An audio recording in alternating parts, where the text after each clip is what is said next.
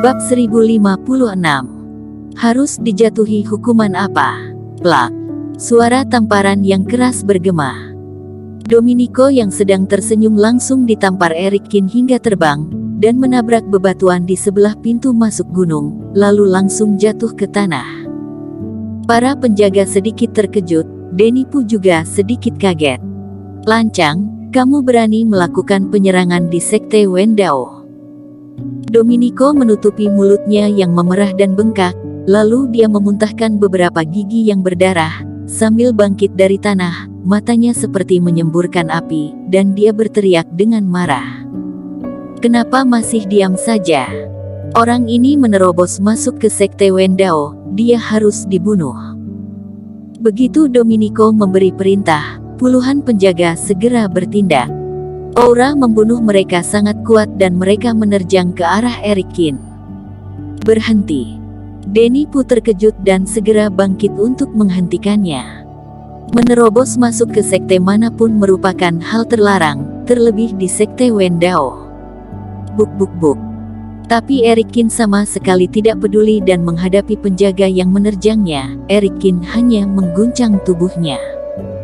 Aura yang kuat mengelora, seperti luapan banjir, dan langsung menghempaskan orang-orang ini. Satu persatu penjaga jatuh ke tanah dan semuanya berteriak sambil muntah darah. Kamu akan tamat. Ketika Domenico melihat hal ini, raut wajahnya menjadi murung, tapi dia tersenyum dengan arogan. Erikin memukuli murid Sekte Wendao secara terang-terangan, ini berarti dia telah melakukan kejahatan yang tak termaafkan. Kamu terlihat sangat senang. Erikin langsung menarik Domenico ke hadapannya. Kemudian Erikin mengayunkan lengannya dan menamparkan Domenico puluhan kali. Darah mengalir dari sudut mulutnya, dan semua giginya rontok. Setelah itu Erikin melemparkannya ke samping seperti sampah. Erikin, kamu terlalu gegabah, masalah ini akan menjadi besar. Denipu yang berkeringat dingin berkata dengan cemas. Buat apa kamu perhitungan dengan mereka, asalkan aku kembali dan mencari ayahku, mungkin. Tidak apa-apa, Domenico mungkin tahu sesuatu, jadi dia sengaja mempersulitku. Dengan acuh tak acuh Erikin membersihkan lengan bajunya dari tanah yang sebenarnya tidak ada, dia terlihat sangat tenang. Selain itu meskipun kamu mencari cara, mereka juga punya alasan untuk tidak mengizinkan aku masuk, jadi lebih baik aku memukuli mereka lalu masuk ke dalam. Biarpun yang kamu katakan masuk akal, tapi begitu kamu memukuli mereka, masalahnya akan menjadi besar, atau lebih baik kamu segera pergi, terjadi masalah di sini, sebentar lagi pasti akan ada yang datang. Denipu berkata dengan cemas. Tidak perlu, sudah ada yang datang. Erikin sedikit mendongkak, lalu menatap ke suatu tempat sambil berkata, Penatua Sun, lama tidak bertemu. Erikin, beberapa hari tidak bertemu, temperamenmu jadi tinggi, kamu bahkan melukai orang Sekte Wendao. Meskipun kamu adalah pejuang kebanggaan, kamu juga tidak dapat dimaafkan. Udara bergetar sejenak, kemudian sosok Penatua Sun perlahan muncul. Dia menatap Erikin dengan heran dan sedikit terkejut dengan kerohanian Erikin yang semakin bertambah. Penatua, kamu harus menegakkan keadilan untuk kami. Gigi Domenico ompong semua jadi kata-katanya samar-samar, tapi dia menghampiri Penatua Sun sambil berkata dengan berlinangan air mata. Kamu tenang saja, Sekte Wendao tidak akan menerima penghinaan ini. Erikin, aku minta penjelasanmu untuk masalah hari ini. Kata Penatua Sun. Bagaimana jika aku tidak punya penjelasan? Erikin tersenyum santai.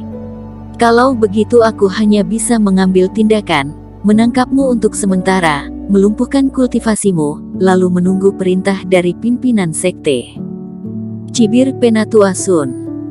Mendengar hal ini, Domenico merasa sangat gembira dan melihat ke arah Erikin dengan penuh dendam, sambil membayangkan Erikin akan dilumpuhkan dan dihukum mati.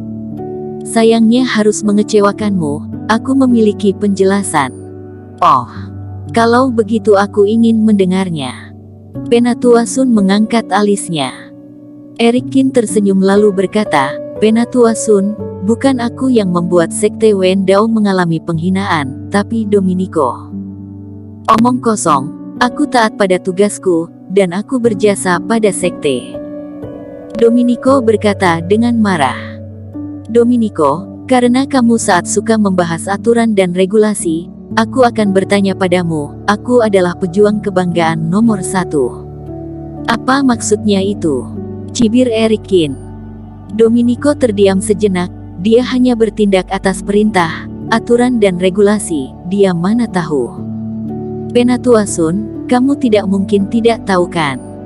Eric Kin kembali menatap Cendro Sun. Raut wajah Penatua Sun tiba-tiba terlihat tidak senang. Setelah melihat ini, Domenico merasa sedikit cemas. Pejuang kebanggaan nomor 1, setara dengan Letnan Sekte Wen Dao. Eric Kin berkata, sebagai letnan, aku bebas keluar masuk Sekte Wen Dao. Dia menghalangi jalanku, bukankah seharusnya dia dipukul? Eric Kin menatap Domenico dengan acuh tak acuh lalu berkata, kamu bahkan mempermalukan letnan di depan umum dan mencoba menyerang letnan, ini harus dijatuhi hukuman apa? Penatua Sun, kamu adalah penatua yang mengurusi peraturan, tidak mungkin tidak tahu kan? Penatua Sun terlihat semakin murung. Apa yang Eric Kin katakan memang benar, tetapi itu adalah perjanjian yang dibuat ratusan tahun lalu, saat itu yang menjadi pejuang kebanggaan nomor 1, jika bukan dari Sekte Wen Dao maka murid dari keluarga pendukung Sekte Wen Dao, jadi status letnan tidak jatuh ke tangan orang luar. Tapi ini sudah berlalu bertahun-tahun, bahkan banyak orang di Sekte Wen Dao yang telah melupakan aturan ini, tetapi Eric Kin memahami hal ini. Lumpuhkan kultivasinya, dan segera diusir dari Sekte Wen Dao. Kata Penatua Sun Imam Taoisme. Apa? Telinga Domenico berdengung, dan dia langsung duduk di tanah. Dia tercengang, dia sepenuhnya kebingungan.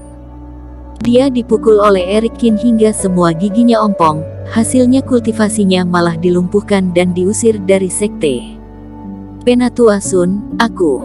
Domenico sangat panik, dia menatap Penatua Sun seolah-olah seperti meminta bantuan. Penatua Sun mengangkat alisnya, lalu sebuah reiki terbang ke arah Domenico dan membuatnya pingsan. Bawa orang ini pergi dari sini, nanti aku yang akan menanganinya. Penatua Sun mendengus. Eric Kin, kudengar kamu mencariku, ayo kita pergi. Tadinya dia ingin mempersulit Eric Kin, hasilnya malah membuat dirinya kehilangan muka. Raut wajah Penatua Sun terlihat sangat tidak senang. Dia berbalik dan langsung pergi. Eric Kin tersenyum lalu melirik Denny Pu yang kebingungan. Setelah Denny Pu kembali fokus, dia langsung mengikuti di belakang. Apa yang telah terjadi? Berjalan ke dalam sekte Wen Dao, Eric Kin bertanya dengan telepati. Dia ingat saat Ye Zun dan dia berpisah, Denny Pu bersama dengannya. Aku juga tidak terlalu tahu.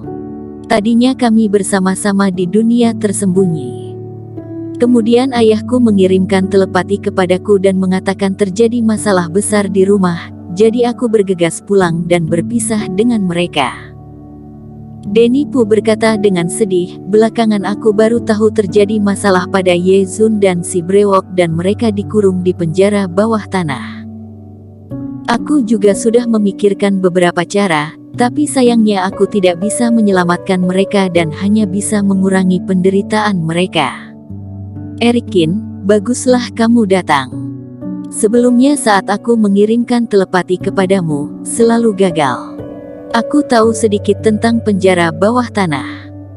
Aku tidak bisa membiarkan mereka dikurung dalam jangka waktu yang lama, jika tidak, hidup mati mereka akan sulit diprediksi. Sudah menyusahkanmu. Sisanya serahkan padaku. Eric Kin juga mengangguk. Saat mereka berdua sedang berbicara, mereka bertiga sudah tiba di depan aula. Penatua Sun meminta Denny Pu menunggu di luar, dia dan Eric Kin masuk ke dalam. Eric Kin, aku tidak suka bertele-tele. Hari ini kamu datang ke sini karena kedua sahabatmu kan? Di aula, Penatua Sun langsung berbicara ke intinya. Tapi kedua sahabatmu melakukan kesalahan berat yang sulit dimaafkan. Kesalahan mereka cukup berat, aku khawatir kamu tidak akan bisa menemui mereka. Kesalahan apa yang Ye Zun dan si brewok lakukan? Eric Kin bertanya sambil mengerutkan kening. Bersambung. Terima kasih telah menonton video ini sampai akhir. Jangan lupa subscribe dan nantikan kisah episode selanjutnya hanya di Novel Story. Salam.